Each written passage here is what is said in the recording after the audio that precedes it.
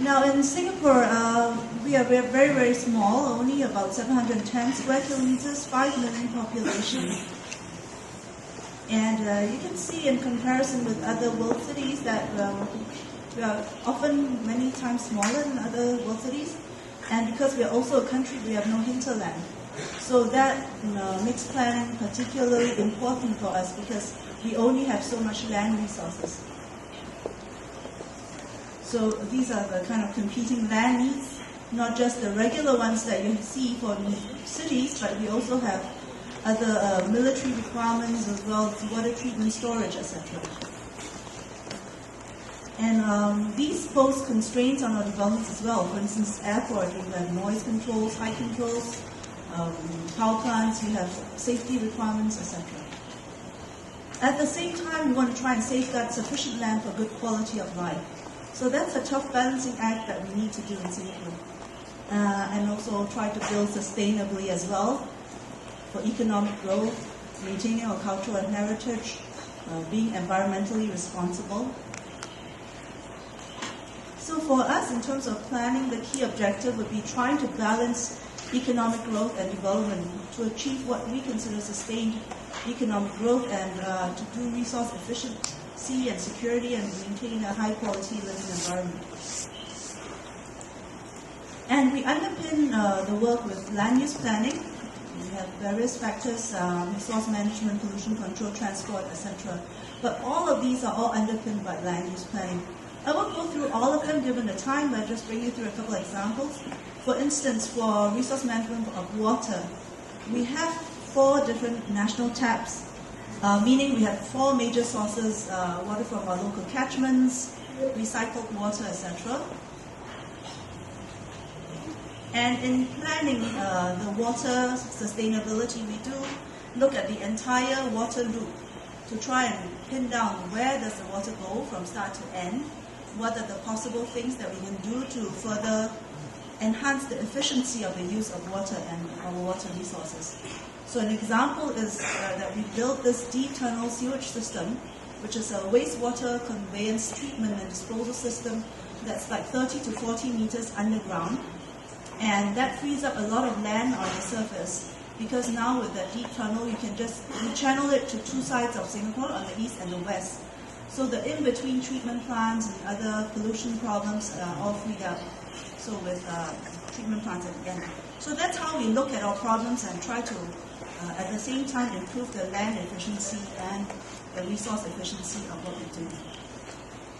Waste management is another example. Total waste generated is there, and about 54% is recycled, 43% incinerated, and 3% goes to a landfill. And we only have 1 landfill site right now.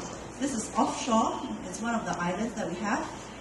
Originally it was a couple of smaller islands, so we kind of reclaim around it and start creating these pods where we dispose of the incinerated ash. So this is already inorganic. It's safe. But in any case, we line the pods just to be sure, and then we dispose of it there. But we only got this. Basically, we only have this landfill left to use for waste disposal. So we have to be very judicious in using it and make sure we continue to try to increase our recycling rates and reduce the amount of infill that we need, landfill that we need for this. But we also, again, try to double up in terms of the land uses. This is not just a landfill site, it's an ecological site as well. There's a lot of interesting nature things going on at the edges of some of these places. Natural corals, different world habitat, different kind of world-class reefs that we have in this location. So it's not just a waste facility, but also an ecological facility, a nature place that people can go to for recreation. Now, how did we get here in terms of our planning? In the 50s and 60s, a lot of housing shortage, inadequate infrastructure. So in all those days, there's extreme deterioration of a lot of the old housing and the old shop houses. Not much investment has been made to the infrastructure for about 100 years, and 25% of the population lived on 1% of the land. Here in the diagram, there's a typical shop house in an area in Singapore in those days, And this is the number of people, 124 people living in just one house because of the rent control and other problems we have from the World War. So there was a lot of need to replan Singapore when we gained independence. And the first concept plan was put together with the help of the United Nations, and Dutch planning experts came to our assistance to help us plan it out. And a lot of what you see on this first concept plan has materialized on the ground in Singapore, like Changi Airport is where it's placed there, industrial development to the west, and all these are the key housing areas around major mass rapid transit, MRT systems and expressways. So we kind of followed this concept plan and provided a lot of massive infrastructure and housing, as well as start industrialization. And concept plan continues to be a tool that we use to review the strategic land use for Singapore every 10 years. We take a relook at the plans, look at the long-term projections and all that, and try to see what we need to do in terms of balancing the land use needs. Economically, which directions are we going for? What are the economic clusters that we are targeting? And how does that translate to land use requirements? And the different agencies all come together. So it's not just an exercise that we do ourselves in the URA, but it involves a whole host of agencies that are related to the land use plan. So you have Housing Development Board, transportation people, even Sports Council. Sports Council would advise us what kind of recreational needs do we need to put in. So it's a quite extensive 2-year exercise that we do. And from there, we translate it into more details for a 5-yearly master plan. This is the statutory plan for Singapore, meaning that owners and developers will reference this plan in developing. So this plan will tell you what kind of zoning you have, what kind of FAR you have to build, and also has more detailed plans like building heights, etc. There are layer plans for this plan. Now just coming back to public housing, because that's one of the key instruments that we went from 50s and 60s to today in terms of solving a lot of the problems on the ground in terms of housing. 60s, most people are either living in those shop houses that we saw earlier on, 100 people to a shop house, or living in this kind of shanty town situation in those days. So there was a massive building program starting with this idea of home ownership for people, and the notion that we want to build a nation of owners and stakeholders in Singapore. That was when Singapore kind of first gained independence. So this notion of having a whole nation of owners is important. We don't want just people tenants. And we think it helps to provide a stake in the country's economic development and give people something to defend and to cherish. So it's part of the nation building exercise as well. So by late 60s, you have this extensive new town developments in many areas in Singapore. People are moving up from their shanty towns into these high-rise developments. Some feeling rather nervous for the first time. They're moving to very high-rise buildings. High-rise meaning like maybe 6 stories. So there's rapid population growth, a severe housing shortage, and you can see that between 47 and 59, the population grew from under 1 million to 1.6 million. And yet at the same time, there was only 40,000 housing units built. So on average, one house is for 16 people. So at first, because to meet this very severe shortage, there was a need to just roll out housing very quickly, and very basic housing was built, highly functional. By 69, the Housing Development Board actually built 100,000 housing units. So today we have 3.77 million resident population. You can see the numbers on the chart there. And over 90% of the households live in their own home-owned flats. Now when we look at the public housing scheme, we look at the life cycle needs and aspirations of the people. I'll just touch on the first two there. So for the young couple, they can buy a subsidized new flat, and on top of that get grants for buying flats. These are in Singapore dollars, and they can also obtain a subsidized loan from the Housing and Development Board. And typically the debt servicing ratio for first-time buyers is about 20%.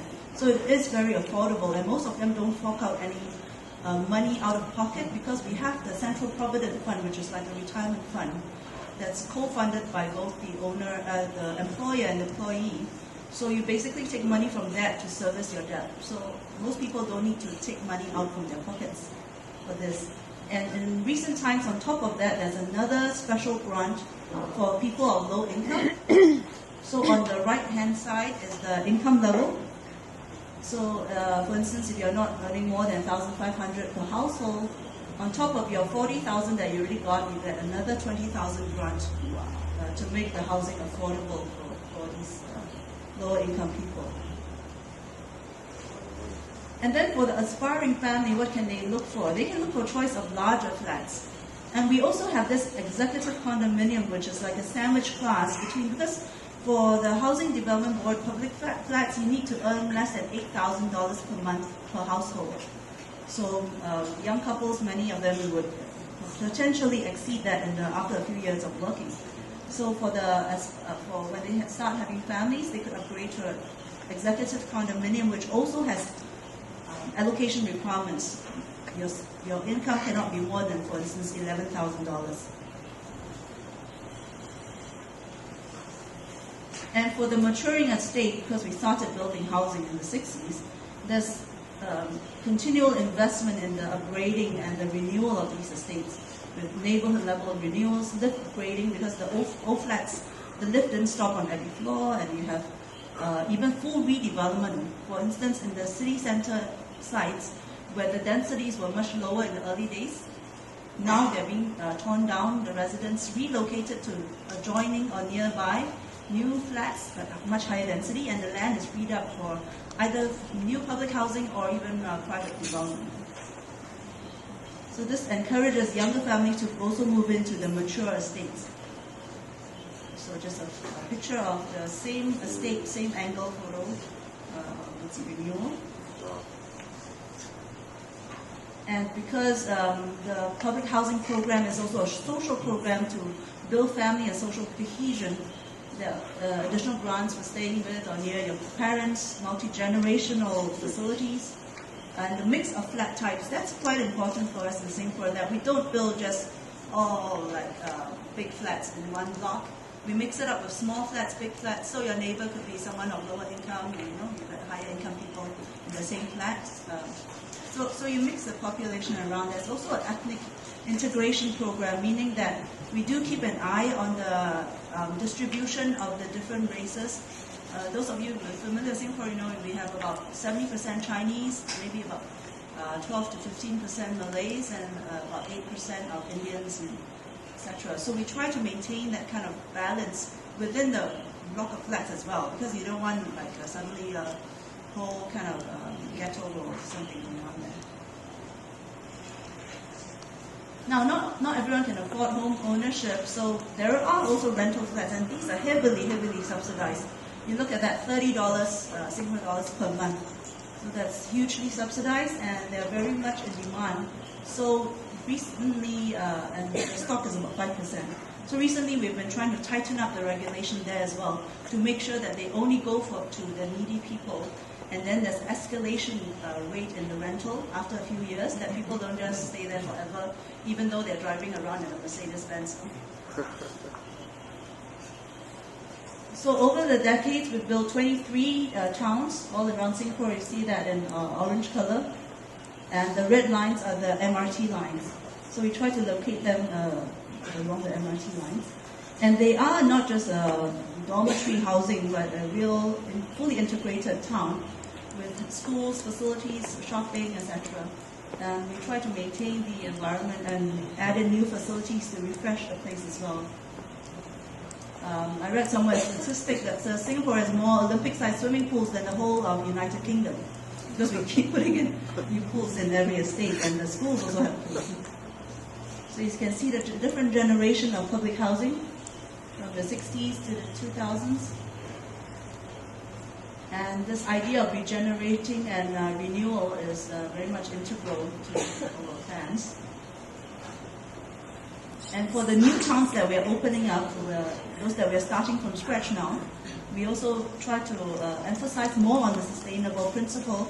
So all the buildings there will be of a certain LEED certification rating. And there's a lot more attempt to further enhance the public spaces. This would be fantastic public facility for the residents. That is waterfront parks in excess. Now I want to quickly move on to One North. To situate One North, this is our city center, Orchard Road, Marina Bay, all that there. And then we have satellite commercial centers around to decentralize some of the commercial activities. And One North is one of these facilities. And the name of One North is because Singapore is 1 degree north of the equator. And Chinese name also means Wei Yi, so it sounds like the only one. So that's kind of the positioning. So how did we kind of embark on this? In the 70s, we already started building science parks. I mean, that was kind of the fashion there, software park, science park, all sorts of parks. But after close to 3 decades of experimenting with this kind of mono-use parks, we come to the conclusion that these typology, they really yield limited results, we think, because there's so many of these science parks everywhere else as well. And there's not much opportunity for synergy and activities within the park because they are monofunctional. Like science park, just all scientists in there, and they just see each other all day long, so I don't think it really works. And there's not much social space within it. So in the 1999, we initiated this One North as a strategic development to kind of push us along to become a leading hub of technopreneurial innovation, whatever that means. Sorry. So the vision for One North is as an exceptional place of vision and inspiration. And it's not going to be a monotype, but it has a work, live, play, as well as learn elements within the development. And it's about 200 hectares in size, just to give you a sense of scale. And around it already there were quite a few kind of facilities. There's a mass rapid transit station here. There's another one that's in the south. They are adjoining the science park, the old science park. It's near the university. This is the university. Has a whole host of public housing and other private housing developments around it, and some international schools as well. So it was quite well positioned to be this. And you can see INSEAD is also located there.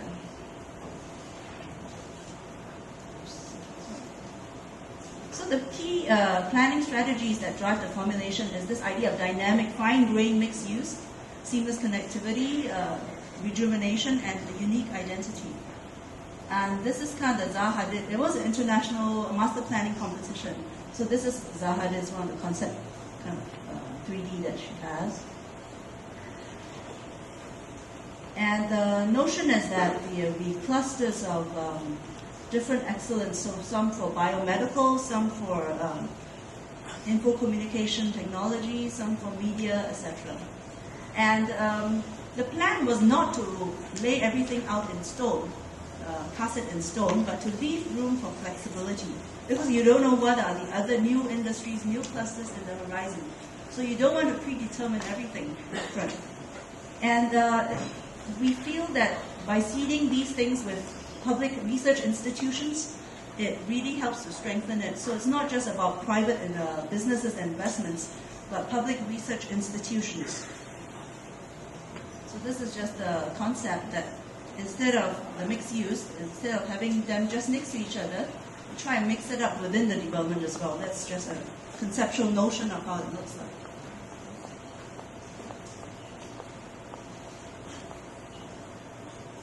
And as mentioned, the hubs are placed far enough to allow room for growth, but close enough to encourage some synergies. And there's a lot of emphasis for urban activities at the street level. Though I don't think One North is 100% successful in this regard yet, but it's only about 10 years old. So we're still trying to work on that. And it's built through a master developer concept, meaning that the JTC, our government's industrial planning and development arm, actually is the master developer. For us, we have approved the macro planning controls on the whole site, meaning what's the distribution between industrial use, business park use, commercial, residential, hotel, etc. And we just give it a global cap. And within it, we let the JTC adjust according to needs and all that. So there's a lot of flexibility for them as they engage investors or as they size up new requirements and new needs. And the idea is that you don't just limit it for the same old people who are in the park, but you create activities that will draw other people to the site, that will increase the chance for personal interactions. So this is what it looks like after 10 years. So they do a lot of emphasis on the architecture design, the public spaces, even the things like the sculpture. Trees, they kept a lot of trees on the site that were originally there. This is quite a beautiful piece of land, a little bit undulating, and with a lot of mature trees. So as far as possible, they kept many of the trees there. And there were quite a few clusters of old colonial bungalows as well that were not like demolished, but they were cleverly rehabilitated to new users. Like this cluster is for F&B, so there's some special places for people to host other people for lunches, dinners, or talk business in some of these places. And another big cluster is for hedge funds, because hedge funds they use small office spaces, so this kind of old buildings is quite perfect for them. Another cluster is used for housing, and who do they give the housing to? They give priority to workers in One North. And for another cluster, they give priority to people working in a design field because they want to attract the creative people here as well. So this gives them flexibility to do various things with the old buildings. And there's emphasis on the design of the shared spaces and the variety of shared spaces. Because just now, I think in the morning, Lawrence also talked about that is an important confluence point where people can come together and exchange ideas, etc. So within One North, they've provided a lot of this kind of nice spaces for people, for the companies to rent and make use of, or for outsiders to even come in and rent and make use of. This is leading into a theater inside, which can seat about 200 people. So you can hire that space for little concerts and performances. So just to give you some numbers, currently there are about 3,000 researchers in One North. And just now I talked about how we are trying to bring in the public institutions as well. So our public research agency has also in the last 10 years given out 1,000 scholarships, 1,000 scholarships, and bringing in these researchers to the location as well. So they have seen some success, I guess. The number of research papers per 1,000 people is like highest in the world, which I'm surprised actually. It's 1.4 ahead of the US at 1.27, UK 0.28.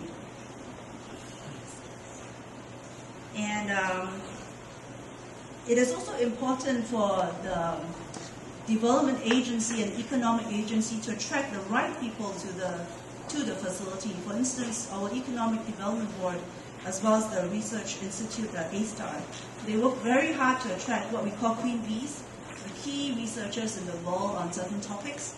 And if that researcher is prepared to come here, often it attracts a lot of students or fellows who want to work with the researcher. So they have managed to bring in some of these people of that caliber. So it's no point we do just planning and design and we don't have that integration with the Economic Development Agency or promotional body to bring in the right people to the location. Just now I was talking about the old buildings. So I've got about 2 minutes left, so I just want to quickly zip on to this thing about Singapore River. In the sense, the relevance, I'll just skip through the slides, that old Singapore River cleanup, etc. But the thing that I want to bring across is that in doing the concept, a little bit like Nankang, in the sense that it's quite a linear district. And we didn't just create one character for the whole area, but we tried to break it up, similar to what Cosmos had in the preliminary idea, that it has 3 different districts of distinction. And so one area, this boat key, is an eclectic mix of shop houses with alfresco dining. Another one is more of a festive market and destination. And the third one is more with housing and hotels. So the idea is to try and differentiate and distinguish the different districts. And today, it's quite a lively space, and we do emphasize a lot on the public infrastructure and facilities. It's doing quite well. And so there's also the programming that needs to come in, the software management.